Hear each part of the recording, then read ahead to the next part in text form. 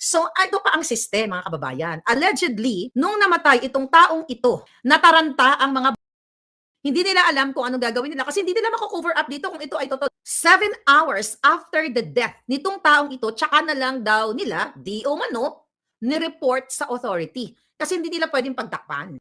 May mga tumangka na ibalik ka agad ang bangkay sa Pilipinas. But you cannot do it in America. Kasi dadaan ka sa proseso. Kapag suspicious ang kamatayan ng isang tao, kasi hodang ikaw ay powerful na personality, kasi hodang ikaw ay powerful artista o whatsoever, hindi ka makakalusot. Paano ngayon ninyo pagtatakpan na may kasama kayong nategi dito sa Amerika pa nategi sa Los Angeles and sa Beverly Hills? Social ang kinamatayan.